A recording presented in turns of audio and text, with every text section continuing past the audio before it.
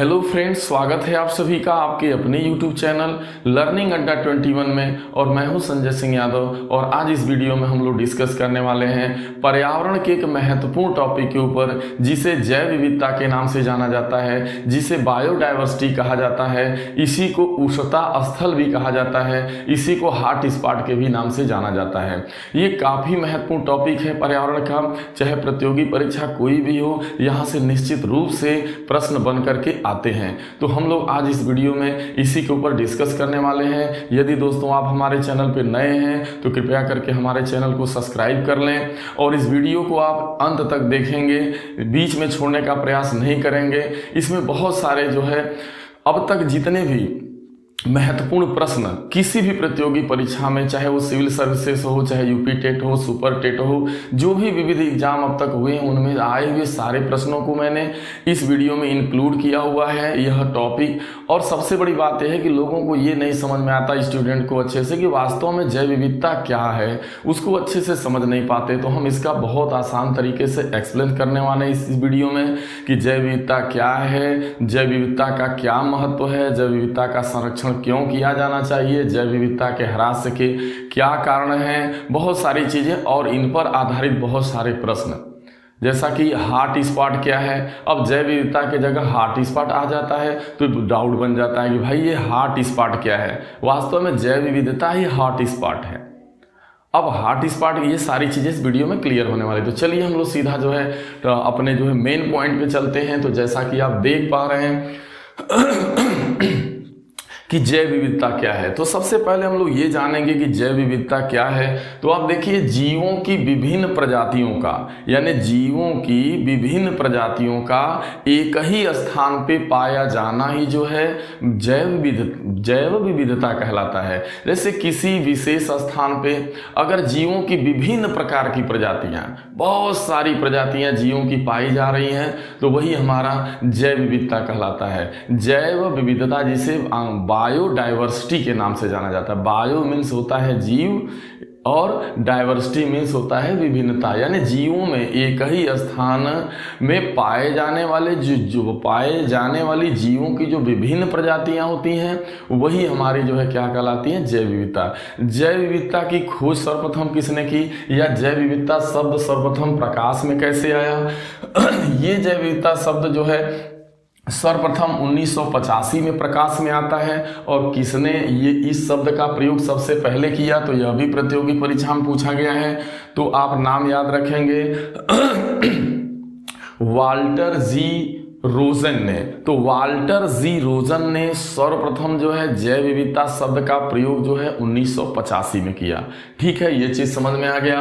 आगे जरा ध्यान देना, यह भी प्रश्न प्रतियोगी परीक्षा में पूछा गया है कि जैव विविधता दिवस कब मनाया जाता है। तो जो जैव विविधता दिवस है ना मेरे भाई, वो हर साल 22 मई को मनाया जाता है। संयुक्त राष्ट्र संघ ने जैव विविधता दिवस की घोषणा 22 मई को की है। तो जैव विविधता दिवस जो है कब मनाया जाता है, तो जैव विविधता दिवस 22 मई को मनाया जाता है। इंपॉर्टेंट क्वेश्चन है, पूछा गया है।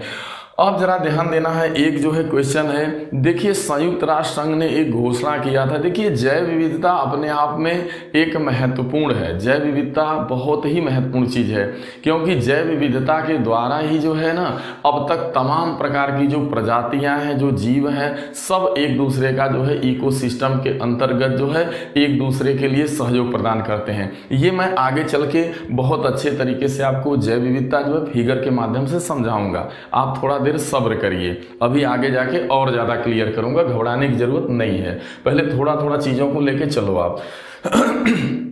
अब देखिए, संयुक्त राष्ट्र संघ ने एक जो है घोषणा किया, तो ये पूछा गया क्वेश्चन है कि जो किस दशक को, वो कौन सा दशक है जिसे जो है जैव विविधता दशक के नाम से जाना जाता है। तो ध्यान देने की बात है कि संयुक्त राष्ट्र संघ ने दिसंबर सन 2010 में, संयुक्त राष्ट्र संघ ने दिसंबर सन 2010 में जो है ना जैव विविधता दशक के रूप में मनाए जाने की घोषणा की थी कि वर्ष 2011 से लेकर के वर्ष 2020 के बीच का जो समय, ये 10 वर्षों का होगा, यह एक दशक होगा।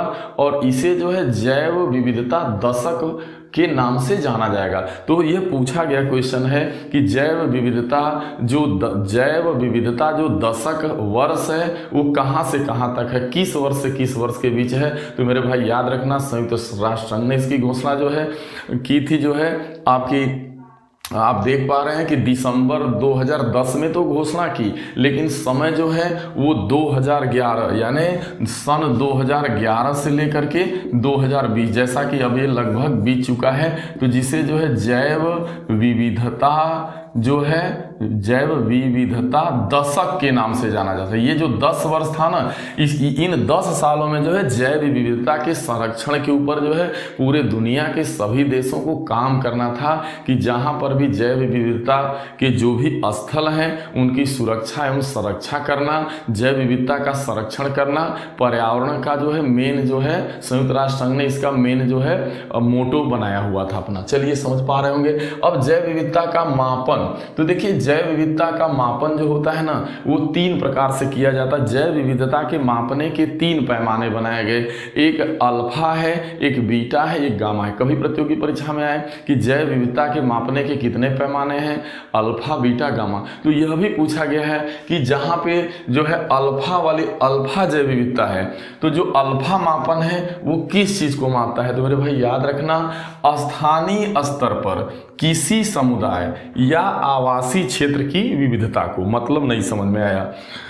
ये कह रहा है जो अल्फा जो जैव विविधता होती है वो स्थानीय स्तर की होती है। जैसे कोई बहुत बड़े छोटे एरिया में कोई स्थानीय स्तर पर किसी समुदाय यानी किसी जीव या किसी आवास की जो जैव विविधता होती है उसे, तो यह जो है छोटे लेवल पे होती है। स्थानीय स्तर पर किसी समुदाय के अंदर या किसी आवासीय क्षेत्र में जो विविधताएं दिखाई दे रही हैं, जीवों के अंदर जो बहुत ज़्यादा भिन्नताएं हैं किसी एक एरिया में, छोटे एरिया में, स्थानीय एरिया में, तो उसे हम अल्फा जो है अल्फा के द्वारा मापन किया जाएगा, यानी उसे कहा जाएगा अल्फा जैव विविधता। जब जहां पे बीटा वाली जो है जैव विविधता होगी तो उसे कहते हैं क्षेत्रीय स्तर की जैव विविधता, यानी स्थानीय लेवल से जब यह जैव विविधता बहुत बड़े स्तर पे हो, बहुत बड़े क्षेत्रीय लेवल को कवर कर ले। जैसे आप मान लीजिए कि अंडमान निकोबार एक बहुत बड़ा जो है बायो जैव विविधता का एक क्षेत्र है, तो उसने बहुत बड़े क्षेत्र को कवर कर लिया, ठीक है। या आपका जो है उष्णकटिबंधीय क्षेत्र हो गया, एक बहुत बड़ा क्षेत्र हो गया। तो एक तरीके से देखा जाए तो यह बीटा क्षेत्रीय स्तर की जैव विविधता के द्वारा इसका मापन किया जाए। एक जो बहुत बड़ी जैव विविधता होती है जिसे गामा जैव विविधता के नाम से जाना जाता है, गामा मापते हैं तो भूदृश्य की संपूर्ण जैव विविधता, यानी भूदृश्य की जो संपूर्ण, यानी पूरे देखा जाए एक तरह से पृथ्वी की संपूर्ण, पृथ्वी के अंदर यानी पूरा जो पृथ्वी है उसके अंदर पूरे, जैसा कि टोटल जो देखा जाए तो अब तक जो चिन्हित हैं वो 36 पूरे जो है विश्व के अंदर 36 हॉट स्पॉट एरियाज घोषित किए गए हैं। तो एक तरीके से देखा जाए तो पूरे पृथ्वी पर टोटल जितनी जो है आपको जैव विविधता देखने को मिलेगी वो गामा है। तो अल्फा स्थानीय स्तर की जैव विविधता है किसी समुदाय या किसी जीव की, और जो बीटा है वो क्षेत्रीय लेवल की है, और जो गामा है वो पूरे पृथ्वी के भूभाग को दर्शाती है। तो ये रहा जो है कि जैव विविधता का मापन 3 पैमानों द्वारा होता है, अल्फा, बीटा, गामा। चलिए समझ में आ गया। बायोडायवर्सिटी शब्द का प्रयोग सर्वप्रथम किसने किया था, ये पहले ही बताया जा चुका है कि वाल्टर जी रोजेन ने, यह पूछा गया क्वेश्चन है। अब जरा ध्यान देना है, कहता है कि सर्वाधिक जैव विविधता जो है कहाँ पाई जाती है, पूरे पृथ्वी पर। तो जो पूरी हमारी पृथ्वी है इसमें जो सर्वाधिक जैव विविधता पाई जाती है ना वो कहाँ पाई जाती है, देखिए तो उष्णकटिबंधीय एरिया में। जैसे देखिए ये आप अब यहाँ से आपको जैव विविधता अच्छे से समझ में आएगा। तो पहली बात ध्यान देना, जैव विविधता वहीं पे सर्वाधिक पाई जाएगी जहां पे सर्वाधिक, जिसका ताप क्या हो मेरे भाई, उच्च ताप, जहां पे उच्च ताप जहां का उच्च ताप हो और जहां पे उच्च वर्षा हो। आपको पता है कि जहां का तापमान उच्च होता है वहां पे बारिश भी ज्यादा होती है। जहां पे वर्षा बहुत ज्यादा होगी तो वहां बहुत ज्यादा मात्रा में जो है वनस्पतियां एवं जीव जंतु वहां पे बहुत ज्यादा पाए जाते हैं और उनमें बहुत ज्यादा भिन्नता। जैसे आप कवक को ही ले लो तो पता लगा कि एक ही स्थान पे कवक बहुत ज्यादा है और विभिन्न जो है कलर के हैं, विभिन्न प्रजाति के हैं। विभिन्न प्रजाति, कवक एक जाति है लेकिन उसकी विभिन्न प्रकार की प्रजातियां वहां देखने को मिल रही हैं और सर्वाधिक हैं बहुत सारे। तो जहां पे आपको पता है ये जो है 0 डिग्री आपका अक्षांश होता है और इसके ऊपर जाएंगे तो यहाँ 10 डिग्री उत्तर।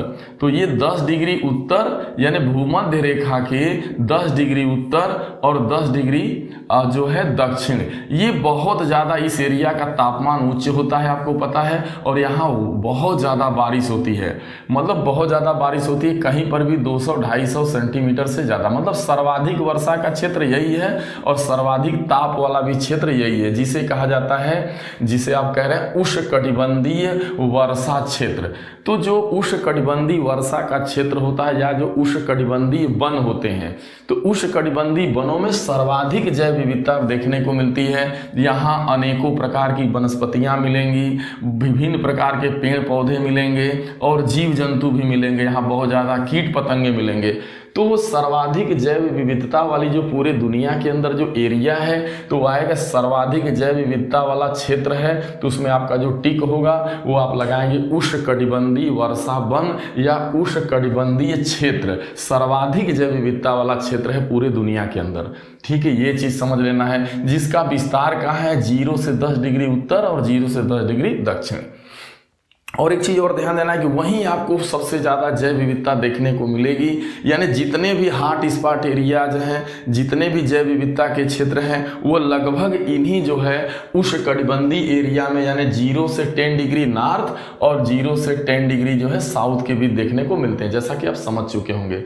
तो ये पता चल गया कि यह बहुत बार पूछा गया क्वेश्चन है कि सर्वाधिक जैव विविधता कहाँ पाई जाती है, तो आप बताएंगे उष्णकटिबंधीय वर्षा वनों में। ये चीज अच्छे से आपको तैयार रखना है। अब आइए आगे जरा ध्यान देना, जिसका विस्तार कहाँ से है तो 10 डिग्री उत्तर से 10 डिग्री उत्तरी तथा 10 डिग्री दक्षिणी अक्षांश के मध्य, यानी 0 से ऊपर 10 और 0 से नीचे 10। ठीक है, समझ पाए आप। अब देखिए बात करते हैं हम लोग भारत में सर्वाधिक जैव विविधता। तो देखिए भारत के अंदर जो सर्वाधिक जैव विविधता वाले वो 4 स्थान है। तो वो 4 स्थानों को आपको जानना है। और वो कौन से स्थान है? वो वही स्थान है जहाँ पे जो है सर्वाधिक वर्षा होती है। जैसा ये आपका भारत है, अब आपका देख रहे हैं ये आपका पड़ जाता है 7 सिस्टर्स राज्य, ये पूर्वोत्तर भारत है। तो जो सबसे ज़्यादा जो भारत में जो हार्ड जो जैव विविधता एरिया है जिसे बोला जाता है पश्चिमी घाट। ध्यान देना आप मेरे भाई, ये पश्चिमी घाट है। ये कहाँ से कहाँ तक है पश्चिमी घाट? तो जहाँ पे यहाँ का तापमान भी उच्च होता है और यहाँ पे क्या होती है कि बहुत ज़्यादा बारिश भी होती है। उसका कारण क्या है? ये अरब सागर है। तो अरब सागर से जो हवाएं चलती हैं इन तटों से टकरा करके बहुत ज़्यादा यहाँ बारिश करती हैं और साथ में यहाँ का तापमान उच्च रहता है। इसकी यह गुजरात से लेकर के महाराष्ट्र से लेकर के कन्याकुमारी तक फैला है पश्चिमी घाट। तो सर्वाधिक जैव विविधता यहाँ जहाँ पे सबसे ज़्यादा बारिश होगी, जहाँ का तापमान बहुत ज़्यादा उच्च होगा, जीवों के अंदर विभिन्न प्रकार की प्रजातियाँ एक ही स्थान पर विभिन्न प्रकार की प्रजातियाँ, चाहे वो पेड़ पौधे हों, चाहे कीट पतंगे हों, चाहे जीव जंतु हों, बहुत ज़्यादा देखने को मिलेंगे। और एक दूसरे के लिए सब जो है देखा जाए तो एक तरीके से कॉम्प्लीमेंट का काम करेंगे। जैसे इसको आप इस तरीके से समझो, जैसे कोई कीट पतंगा है, अगर वो किसी पुष्प के पास मान लीजिए कोई एक ऐसा पौधा है जिसके ऊपर परागण कराने का काम कोई एक विशेष कीट करता है। अब पता लगा वही विशेष कीट जो है क्या हुआ कि वो जो है वो विलुप्त हो गया, वो किसी कारणवश जो है वो जीव समाप्त हो गया कीट पतंगा। तो क्या अब यह कीट पतंगा तो समाप्त हुआ ही, लेकिन इस पेड़ पौधे का भी जीवन खतरे में हो गया क्योंकि परागण कराने का काम यही करता था। तो अपने गया, साथ में यह प्रजाति भी चली गई। तो अब आप समझ पा रहे होंगे कि एक दूसरे का कितना ज़्यादा इंपॉर्टेंट होता है। कीट पतंगे हों, चाहे पेड़ पौधे हों, चाहे जीव जंतु हों, सब एक दूसरे से रिलेटेड हैं।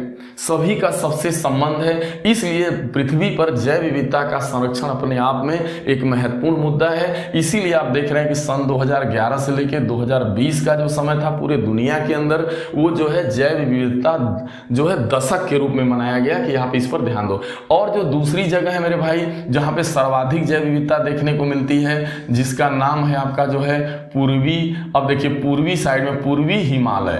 तो याद रखना भारत में दो जगह मैंने अभी बताया, एक बताया पश्चिमी घाट समझ गए, एक है पूर्वी हिमालय। यहाँ पर भी क्या होता है कि यहाँ भी बंगाल की खाड़ी से उठने वाली जो हवाएं हैं, यह हिमालय पर्वत से या ये जो यहाँ पे जो भी पहाड़ है इनसे टकराकर बहुत ज़्यादा बारिश होती है। यहाँ बारिश भी ज़्यादा होती है और यहाँ का तापमान भी उच्च होता है। तो इसलिए जो पूर्वी हिमालय वाला जो एरिया है, जो आप देखते हैं कि पूर्वी हिमालय का मतलब आपका जो पूर्वोत्तर भारत वाले ये राज्य हैं, असम हो गया, चाहे असम हो गया, मेघालय हो गया, नागालैंड, अरुणाचल, सोमान, यहाँ देखते हैं बहुत ज़्यादा बारिश। तो सर्वाधिक जैव विविधता यहाँ पे देखने को मिलती है पूर्वी हिमालय और आपका एक जो है पश्चिमी जो है घाट। और जो दो एरिया और है जिसे कहा जाता है इंडो बर्मा जो है बॉर्डर। तो जैसे जो म्यांमार बॉर्डर, भारत एवं जो म्यांमार का बॉर्डर है, यहाँ पर भी सर्वाधिक जैव विविधता देखने को मिलती है। इसका कारण है कि यहाँ पर का तापमान और भी उच्च होता है और ज़्यादा बारिश होती है। और एक आपका है जिसे सुंडालैंड के नाम से जाना जाता है। तो चार भारत में जो है चार विविधताओं, भारत के जो है में के अंदर चार विविधता वाली एरियाओं को चिन्हित किया गया, लेकिन आपके प्रतियोगी परीक्षा में खास करके दो ही आता है, एक आता है पश्चिमी घाट और एक है पूर्वी हिमालय। अब इनमें भी आता है कि भाई सर्वाधिक जैव विविधता कहाँ देखने को मिलती है, पश्चिमी घाट पे मिलती है कि पूर्वी हिमालय पे। तो आप बताएंगे सर्वाधिक जैव विविधता जो भारत में देखने को मिलती है वो आपकी पश्चिमी घाट पे देखने को मिलती है, ना कि पूर्वी हिमालय। ये चीज आपको अच्छे से समझ लेना है। अगर इन दोनों में सर्वाधिक आएगा तो अब आप पश्चिमी घाट को मारेंगे, फिर पूर्वी घाट को नहीं मारेंगे। लेकिन कई बार ये दोनों ज्वाइंट के रूप में आते हैं, जैसे दे देगा पूर्वी घाट, पूर्वी हिमालय, पश्चिमी घाट और पश्चिमी भारत। ऐसे एक प्रश्न मैं लिया हूं जो बार बार प्रतियोगी परीक्षा में पूछा गया है। तो अब आप अच्छे से समझ पाए होंगे कि वास्तव में जैव विविधता क्या है। एक ही स्थान पर पाए जाने वाली जो जीवों में विभिन्न प्रकार की जो भिन्नताएं देखने को मिलती हैं, ये भिन्नताएं एक दूसरे के लिए पूरक का काम करती हैं। हर जीव, हर एक जीव का क्या करता है, सपोर्ट करता है, वो कहीं ना कहीं उसको लाभ पहुंचाता है। तो इस तरीके से जैव जो विविधता है वो अपने आप में काफी महत्वपूर्ण हो जाती है। अब हम लोग चलिए आगे कुछ क्वेश्चन करते हैं। तो ये बात आप समझ पाए होंगे कि भारत में वो चार जगहें हैं। अब चलो अब इसमें आ जाओ, भारत में ध्यान देना जैव, अब ध्यान दो आप यहाँ पे। तो सर्वाधिक जैव विविधता पाई जाती है, जैसे ये प्रश्न कई बार आया है, इसमें चार ऑप्शन रहेंगे, शांत घाटी, काश्मीर, सुरमा घाटी, फूलों घाटी। ध्यान रखना बार बार एक एग्जाम में प्रश्न बहुत बार पूछा गया है, शांत घाटी कहाँ स्थित है, साइलेंट वैली कहाँ स्थित है। तो यह देखो मेरे भाई शांत घाटी केरल में स्थित है और यह देखा जाए तो पश्चिमी घाट से लगी हुई है। तो यहाँ शांत घाटी में सर्वाधिक जैव विविधता देखने को मिलती है। तो सर्वाधिक जैव विविधता देखने को यहाँ पर मिलती है।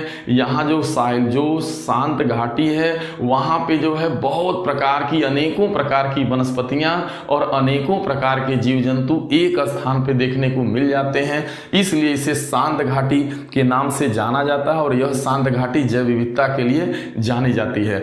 और यह कहाँ स्थित है, केरल राज्य में स्थित है और केरल राज्य के पलक्कड़ जिला, सॉरी मेरे भाई, केरल राज्य का जो पलक्कड़ जिला है वहीं पे शांत घाटी स्थित है। तो बड़ी इंपॉर्टेंट क्वेश्चन होता है, शांत घाटी कहाँ स्थित है, केरल में स्थित है। यह काहे के लिए जानी जाती है, सर्वाधिक जैव विविधता के लिए जानी जाती है। और आप जानते हैं कि यहाँ पे बहुत ज़्यादा उच्च ताप भी रहता है और यहाँ सर्वाधिक बारिश भी होती है। ये चीज़ समझ में आ गई। अब आता है फूलों की घाटी कहाँ स्थित है। तो यह भी प्रश्न आता है, फूलों की घाटी कहाँ स्थित है। तो फूलों की घाटी में भी देखते हैं कि फूलों की विभिन्न प्रकार की प्रजातियां देखने को मिल जाती हैं। बहुत सारी जो है विविधताएं पुष्पों के अंदर एक ही स्थान पे देखने को मिल जाती है। तो फूलों की घाटी कहाँ स्थित है, उत्तराखंड स्थित है, चमोली जिला में। तो उत्तराखंड के चमोली जिला में फूलों की घाटी। तो फूलों की घाटी कहाँ स्थित है, उत्तराखंड में। और शांत घाटी कहाँ स्थित है, केरल में। जो शांत घाटी केरल में, यह जैव विविधता के नाम से जानी जाती है। अब हम लोग आगे बढ़ते हैं कि जो है, अब देखिए हॉट स्पॉट शब्द, तो ये तो हम लोग, अब देखिए हॉट स्पॉट शब्द का प्रयोग सर्वप्रथम किसने किया। तो देखिए अब यहाँ पे जानना है कि भाई जैव विविधता को क्यों हॉट स्पॉट बोला गया, और हॉट स्पॉट को उष्ण स्थल के भी नाम से जाना जाता है। बार बार कई बार परीक्षाओं में पूछा गया है, निम्न में कौन उष्ण स्थल है, या निम्न में कौन हॉट स्पॉट है, कौन निम्न में भारत का हॉट स्पॉट के नाम से जाना जाता है, या कौन जैव विविधता के लिए भारत में प्रसिद्ध है। ये एक ही नाम है। आपसे कोई जैव विविधता कहे, चाहे हॉट स्पॉट कहे, चाहे उष्ण क्षेत्र कहे, तो ये चीज समझ लेना, तीनों का मतलब एक ही होता है, जैव विविधता से ही मतलब है। अब एक चीज समझ लो आप कि हॉट स्पॉट शब्द का प्रयोग सर्वप्रथम किसने किया, तो नॉर्मन मायर्स ने 1988 में किया था। नॉर्मन मायर्स ने 1988 में किया था। अब देखिए भारत में जैव विविधता को 4 हॉट स्पॉट स्थलों में बांटा गया है। देखिए भारत के अंदर जो 4 हॉट स्पॉट, देखिए हॉट स्पॉट स्थल इसलिए कहा जाता है कि ये जो स्थल हैं यह जैव विविधता के धनी हैं। यहाँ पे बहुत ज़्यादा बायोडाइवर्सिटी है, जैव विविधता है, बट इसका संरक्षण करना अनिवार्य है, क्योंकि अगर इनका संरक्षण नहीं किया गया तो इनको क्या किया जाता है कि ये जो जैव विविधता इन स्थानों की होती है वो संकट में रहती है। मतलब धीरे धीरे उसका जो है किन्हीं कारणों, जैसे बहुत सारे कारण हैं, अभी मैं बात करूंगा कि जैव विविधता को नुकसान पहुंचाने वाले, ह्रास करने वाले वो कौन से कारण हैं। तो ये इतना ज़्यादा जो पर्यावरण में पॉल्यूटेंट है, जो वनों का जो कटाव हो रहा है, बहुत सारी चीज़ें हैं, इस वजह से जो है क्या हो रहा है ना कि वो धीरे धीरे जो है नष्ट हो रहे हैं। तो उन्हें जब चिन्हित कर लिया जाता है तो उसे हम हॉट स्पॉट एरिया बोलते हैं। है तो जैव विविधता ही हॉट स्पॉट है, लेकिन उसका क्या कर लिया जाता है, उसका संरक्षण करने के लिए जब उसे चिन्हित कर लिया जाता है कि नहीं, इस विशेष क्षेत्र का संरक्षण करना जीवों के हक में अनिवार्य है, तो जैव विविधता के लिए बहुत जरूरी है, तो वो हॉट स्पॉट बोला जाता है। यानी जैव विविधता ही हॉट स्पॉट है, यह उष्ण स्थल है। समझ गए। तो भारत में 4 कौन जगह हैं, तो एक है पूर्वी हिमालय, जैसा मैंने बात किया कि ये पूर्वी हिमालय, और ये पश्चिमी आपका घाट, और एक है म्यांमार भारत सीमा क्षेत्र, एक सुंडा क्षेत्र, सुंडा लैंड तो सुंडा लैंड और इंडो, और जो है म्यांमार बॉर्डर यानी इंडो बर्मा बॉर्डर, जिसे अब म्यांमार भारत सीमा क्षेत्र कहा जाता है, सुंडा लैंड हो गया, एक हो गया आपका पश्चिमी घाट हो गया, और एक हो गया पूर्वी हिमालय। ये 4 जगहें भारत में हॉट स्पॉट के नाम से चिन्हित है। बार बार प्रतियोगी परीक्षाओं में आता है कि भारत में जैव विविधता स्थल हैं। अब ऐसे 4 ऑप्शन दिया है, कह रहा है पूर्वी घाट, तो बताओ पूर्वी घाट जैव विविधता के लिए नहीं जाना जाता है, पश्चिमी घाट जाना जाता है। देखिए पश्चिमी घाट को जाना जाता है, पूर्वी घाट को नहीं। तो इसका जवाब देखिए, एक तो पूर्वी घाट क्या हो जाएगा, गलत हो जाएगा। पश्चिमी घाट कह रहा है हाँ, फिर इसके बाद पूर्वी हिमालय कह रहा है, तो पूर्वी हिमालय जो है आपका जैव विविधता के लिए जाना जाता है। लेकिन पश्चिमी भारत कह रहा है, यानी पश्चिम का भारत कह रहा है, तो पश्चिम के भारत में कहीं जैव विविधता नहीं है। तो आपको अच्छे से याद रखना है, 2 ही क्वेश्चन बार बार देता है। एक आपको बता देना है कि जैव विविधता के 2 भारत में मेन स्थल, एक पश्चिमी आपका घाट है, पूरा पश्चिमी घाट, और एक पूर्वी हिमालय। तो इन दोनों को यहाँ पे टिक मारेंगे तो ऑप्शन में दिया रहेगा 1 2 2 3 ऐसे करके। चलो फिर भाई ये समझ गए। अब देखिए भारत में जैव विविधता का, अब देखिए अब मैंने बता भी दिया कि भारत में सर्वाधिक जैव विविधता का धनी स्थल कौन है, या सर्वाधिक हॉट स्पॉट एरिया किसे कहा जाता है, या सर्वाधिक उष्ण स्थल किसे कहा जाता है। तो उसमें आप मारेंगे पश्चिमी घाट को, ना कि पूर्वी हिमालय को। हालांकि पश्चिमी घाट है, पूर्वी हिमालय है, सुंडा आपका जो है लैंड है, यानी सुंडा लैंड है, और जो है म्यांमार भारत की सीमा। 4 जगह है, लेकिन 4 का 2 का नाम नहीं आता, हमेशा यही 2 आएंगे, पूर्वी जो है हिमालय और पश्चिमी घाट। तो पश्चिमी घाट में सर्वाधिक जैव विविधता देखने को मिलती है, मैंने जैसा कि बता दिया। अब चलो बहुत बड़ा इंपॉर्टेंट क्वेश्चन है, ये बार बार आता है यहाँ की भाई जैव विविधता के जो जैव विविधता के नाश का कारण क्या है, क्या वजह है कि जो जैव विविधता की जो एरिया है वो उसके ऊपर अब खतरा मंडरा रहा है, वो धीरे धीरे उसके संरक्षण की जरूरत पड़ रही है। तो वो बहुत सारे कारणों में, ये जब भी कारण परीक्षा में आए तो इसको यस मारेंगे, ये नाश के कारण है, और इसमें मैं और कारण बताऊंगा जो नाश के कारण नहीं है। तो सबसे पहले जैव विविधता के नाश का कारण देखो प्राकृतिक आवासों का नष्ट होना, यानी जितने भी नेचुरली आवास जीवधारियों के रहने के बने थे, जैसे देखिए भारत में चीता अब गायब हो गया, तो गायब होने का कारण क्या है? उसको रहने के लिए जो प्राकृतिक आवास, जो जंगल होते हैं, वन होते हैं, पहाड़ होते हैं, उनकी स्थिति जो है बिगड़ गई। तो कहने का मतलब प्राकृतिक आवास की कमी पहला कारण।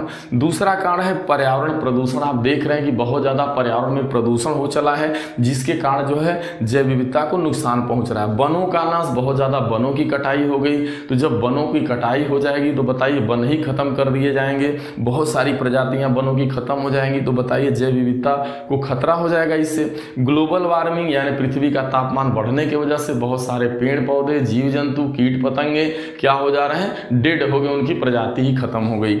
इसके बाद है औद्योगिकीकरण एवं नगरीकरण। भाई बहुत ज़्यादा औद्योगिकीकरण एवं नगरीकरण हो रहा है, जिस वजह से भी बहुत ज़्यादा जो है इसके ऊपर प्रभाव पड़ रहा है।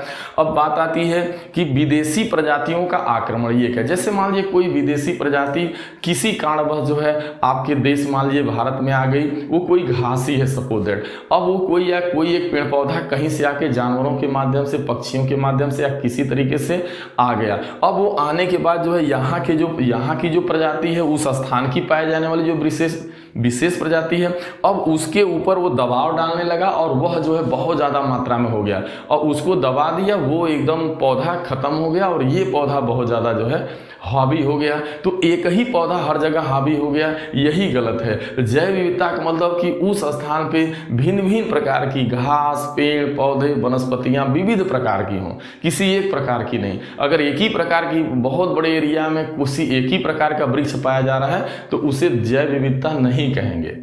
जैव विविधता का मतलब हुआ कि एक ही स्थान पे विभिन्न प्रकार के जीव जंतु, पेड़ पौधे, वनस्पतियां, कीट पतंगों का पाया जाना। समझ गए होंगे। तो विदेशी प्रजातियों के आक्रमण के द्वारा भी जो है जैव विविधता का नाश हुआ है। तो ये अगर ऑप्शन, ये जितना मैंने आपको बताया, विकल्प दिया, अगर इनमें रहेगा कि जैव विविधता के नाश के क्या कारण है, निम्न में कौन है कौन नहीं है, तो आप इतना तैयार रखना। एक कौन नहीं है तो देखिए शाकाहार को प्रोत्साहन देना जैव विविधता के नाश का कारण नहीं है, तो उसमें आ जाएगा शाकाहार को प्रोत्साहन देना। पता लगा निम्न में कौन नहीं है, तो शाकाहार का प्रोत्साहन देना, प्राकृतिक आवास का नष्ट होना, पर्यावरण प्रदूषण, वनों का नाश, ग्लोबल वार्मिंग, तो उसमें कहेंगे शाकाहार को प्रोत्साहन देना जैव विविधता के संकट का कारण नहीं है। अब एक चीज समझ लेना है, जो बहुत बड़ा जो है कारण जो है जो जैव विविधता के हरासमेंट का है, वो बहुत बड़ा जो कारण है वो होता है प्राकृतिक आवास का नष्ट होना। जो जीव जहां के लिए नेचुरली बना हुआ था रहने के लिए, उसके आवास को नष्ट कर दिया जाता है या किसी कारणवश वो जो है समाप्त हो रहा है, तो वो प्राणी वहां से धीरे धीरे विलुप्त होते हैं और वो प्रजाति खतरे में पड़ जाती है। तो जैव विविधता को खतरा हो जाता है। अगर वो प्रजाति खतरे में है तो मतलब जैव विविधता को खतरा है, जीव को खतरा है। समझ पाए होंगे। अब कुछ क्वेश्चन रह गए यहाँ पे, जैसे भारत का प्रथम, ये बहुत ज्यादा है, आखिरकार भारत का प्रथम जो है जैव विविधता केंद्र कौन सा बना? भारत का प्रथम national centre for marine biodiversity, यानी वो कहाँ स्थित है, या इसे कहा जा सकता है कि भारत का एकमात्र समुद्री राष्ट्रीय उद्यान। गौर करना, जैसे देखिए ये जो जैव विविधता का केंद्र जो पहला भारत के अंदर बना वो जामनगर गुजरात में बना। अब जामनगर गुजरात में है क्या? देखिए जामनगर गुजरात में भारत का एकमात्र समुद्री राष्ट्रीय उद्यान है। ये बार बार परीक्षा में पूछा जाता है, आया हुआ क्वेश्चन है कि भारत का एकमात्र समुद्री राष्ट्रीय उद्यान कहाँ स्थित है, तो वो कच्छ की खाड़ी में स्थित है। पहली बात ध्यान देना। और वो कहाँ पे, ध्यान देना, भारत का पहला एकमात्र समुद्री राष्ट्रीय उद्यान, समुद्र के अंदर जो है राष्ट्रीय उद्यान जो है वो कच्छ की खाड़ी के निकट है, यानी यही जामनगर, यही गुजरात वाला जगह, यानी वो कच्छ की खाड़ी में स्थित है भारत का पहला समुद्री राष्ट्रीय उद्यान। जैसे आपको पता है कि भारत का पहला तैरता हुआ पार्क कहाँ स्थित है, तो आपको पता है कि मणिपुर राज्य की जो है जो जीवन रेखा है वो लोकटक झील को कहा जाता है। तो लोकटक झील में जो केबुल लामजाओ नामक पार्क है, जिसे भारत का तैरता हुआ पार्क बोला जाता है। जब भारत का तैरता हुआ पार्क है तो वो झील के अंदर वो पार्क तैरता हुआ है, यानी वहाँ पे पूरी बायोडाइवर्सिटी है। वह भी जैव विविधता, जो बर्मा बॉर्डर आप देख पा रहे हैं कि जो भारत और जो बर्मा जो सीमा है वो एक तरीके से झील भी जैव विविधता के अंतर्गत आती है, तभी तो उसको प्रिजर्व किया गया। वहाँ पर भी वन्य जीव संरक्षण संस्थान ही तो है ना, तो ये जैव विविधता का वहाँ पे संरक्षण हो रहा है, बायोडायवर्सिटी का संरक्षण किया गया केबुल लामजाओ पार्क के द्वारा, यानी लोकटक झील के अंतर्गत। ठीक है, तो अब लेकिन समुद्री पार्क की बात करेगा तो आप बताएंगे कच्छ की खाड़ी में वो जामनगर वाला। ठीक है, और यहाँ पर ही जो है जैव विविधता का केंद्र स्थापित किया गया है। अब देखिए जैव विविधता का अर्थ क्या है, यह भी पूछा गया है परीक्षा में। तो जैव विविधता का अर्थ जब आएगा, जैव विविधता से क्या आशय है या क्या अर्थ है, तो आप बताएंगे एक निर्धारित क्षेत्र में, उसी को टिक करना है, एक निर्धारित क्षेत्र में विभिन्न प्रकार के पादप एवं जंतु का पाया जाना। तो इसको टिक लगाना है आपको कि एक निर्धारित क्षेत्र में विभिन्न प्रकार के पादप एवं जंतु का जो पाया जाना है, यही मेरे भाई जैव विविधता है। चलो ये चीज हो गया। अब देखिए जैव विविधता का संरक्षण कैसे किया जाता है। तो देखिए जैव विविधता का संरक्षण करने की दो विधियां हैं, ये बहुत ज्यादा पूछा जाता है और यहाँ पर लोगों को डाउट होता है, इस डाउट को मैं दूर कर देता हूँ। तो आखिरकार जैव विविधता का नाश तो पता चल गया कि इन कारणों से नाश है, वो कारण पता चल गए, लेकिन अब आपको जानना है कि आखिरकार उसका संरक्षण कैसे किया जाए। तो संरक्षण करने की दो विधियां हैं, एक विधि को कहा जाता है स्वस्थाने और एक को कहते हैं जो है बाह्य स्थाने।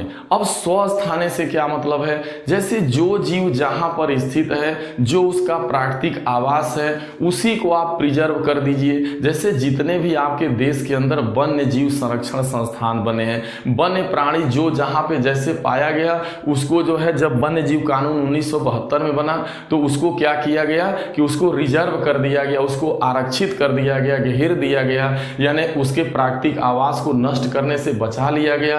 तो वह एक तरीके से वह किस में आएगा, वह जैव विविधता के संरक्षण के जो है स्वस्थाने में आएगा, जिसे इन सीटू कहते हैं। In situ out situ. अभी मैं आउट सीटू की बात समझाऊंगा। इन सीटू का मतलब जो, जैसे मान लीजिए पश्चिमी घाट जैव विविधता के नाम से जाना जाता है, यहाँ बहुत ज्यादा बायोडायवर्सिटी है, तो इसे चिन्हित कर दिया गया, इसे हॉट स्पॉट एरिया घोषित कर दिया गया और इसे आज संरक्षण प्रदान किया जा रहा है कि ये चीज न नष्ट होने पाए। अगर ये नष्ट होगी तो बहुत सारा जो है जीव जगत को इसके द्वारा खतरा पहुंचने वाला है।